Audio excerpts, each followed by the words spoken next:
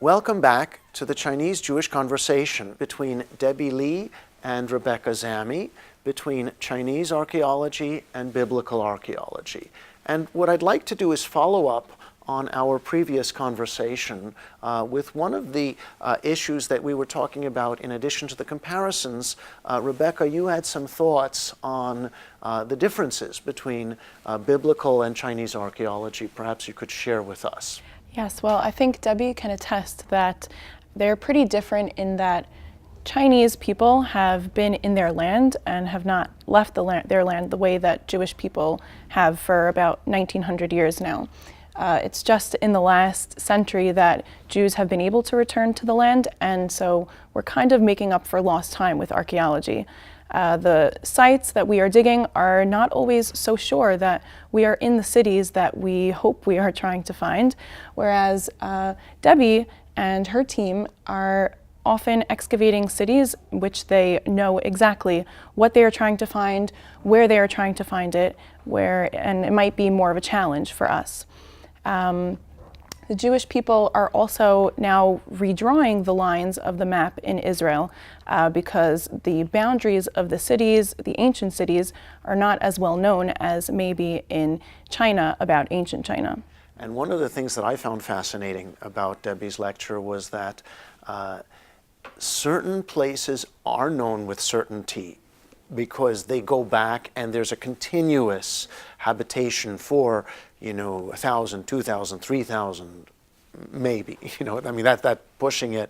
Whereas in the Bible, there's a place like Rachel's tomb, Kever Rachel in Bethlehem, and do we know, we say that this is where it is, but do we know exactly where it is? It's up for grabs.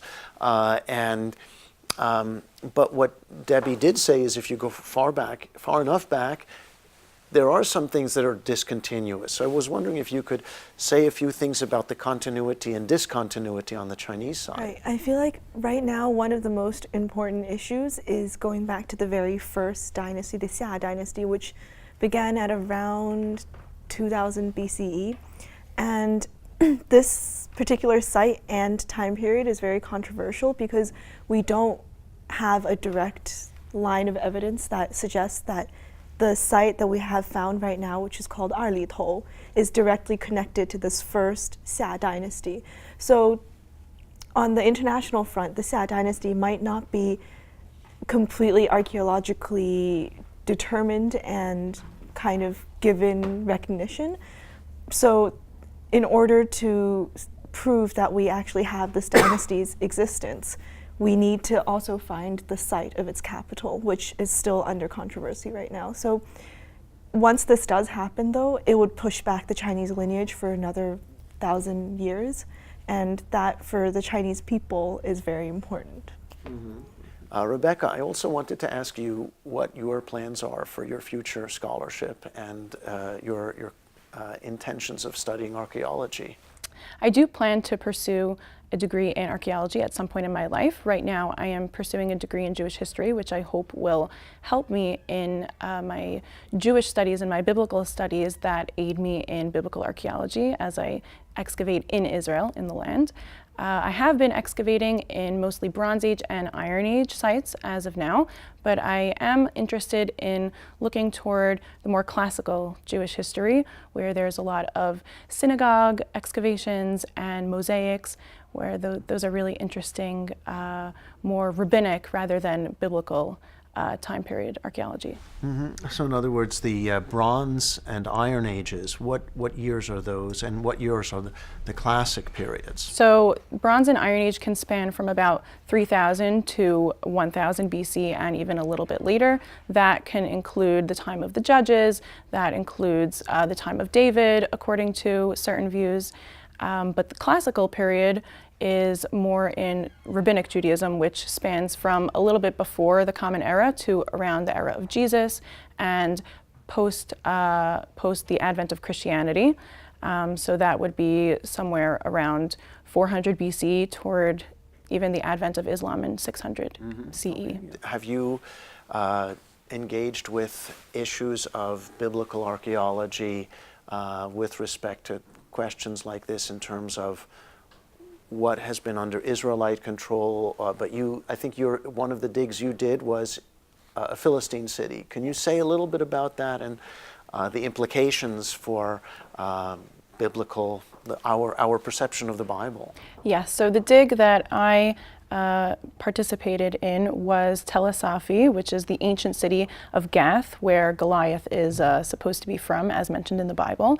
So it is primarily a Philistine city. Most of the finds are Philistine. They are not Israelite in nature, but the finds, the boundaries of the city, the contents of the city are very telling for the relationship between the Philistines and the Israelites. So even though it is not directly Jewish, it is definitely biblical and certainly sheds light on the relationship that Israelites had with their non-Jewish neighbors.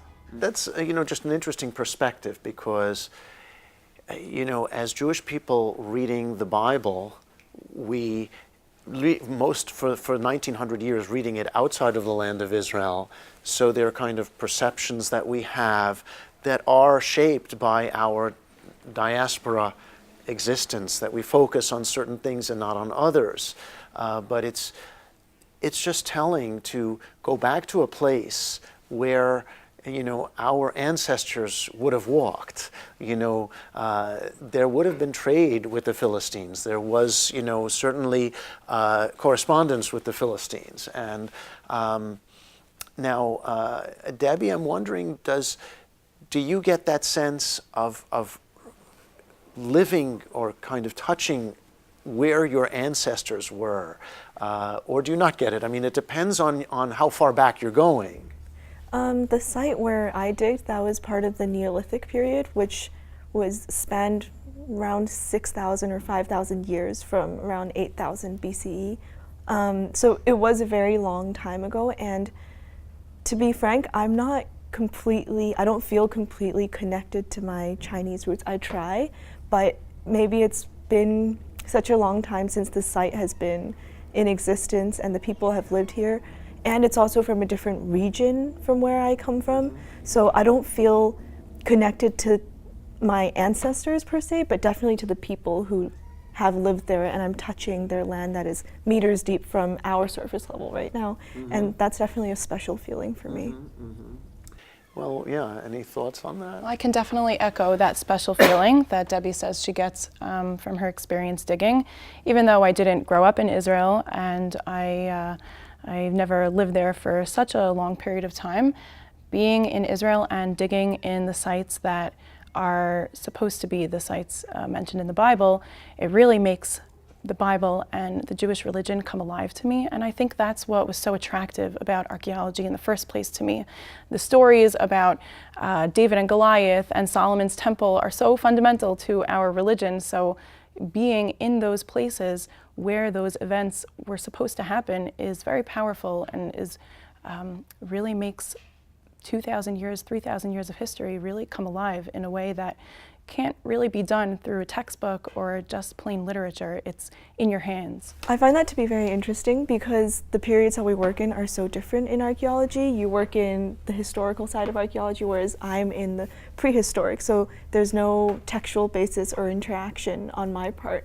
So there's not really a feeling of what I read as a child or what I read in my archaeology classes are coming alive.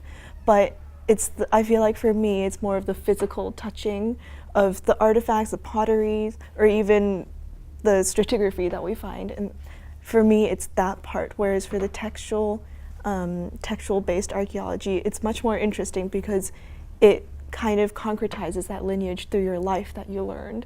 So it'd definitely be something that I'd like to explore as well. Well, would you be, in your work at Oxford, do you have a thought of where you would expand? Like, what's the next thing you would like to do?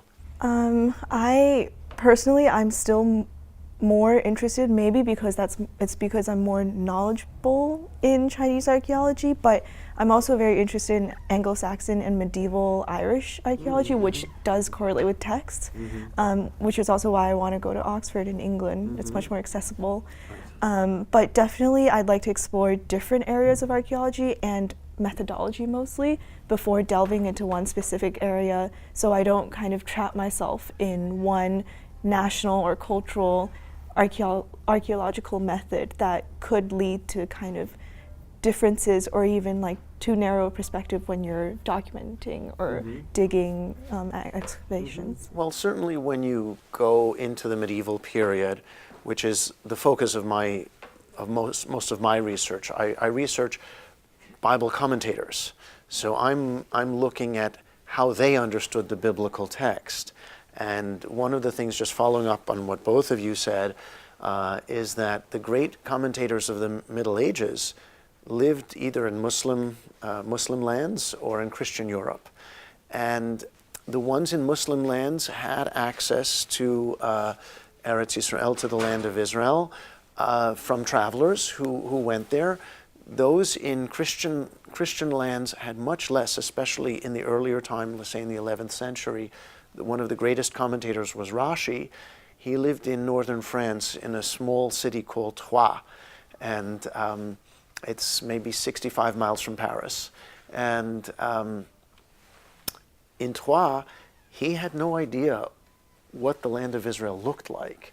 And he and his students made maps based on references in the Bible and references in the Talmud. And these maps, they're completely wrong because they're just guessing. So, but I remember when I went to Troyes and I walked the streets of the old city, I felt Rashi walked on these streets. But that's because, I read Rashi's words every day, whereas what you're saying is that when you're talking about prehistory, you don't have that kind of ability to kind of grasp onto something. So that's an important difference. And what I think has emerged here from the differences, a lot of times, and this is what I saw in Jewish, Christian, and Muslim interpretation, when you explore a different culture, you learn more about your own culture. And that, I think, is what's so exciting about comparative study. So I thank you both for sharing with us your thoughts, and we look forward to a continued conversation.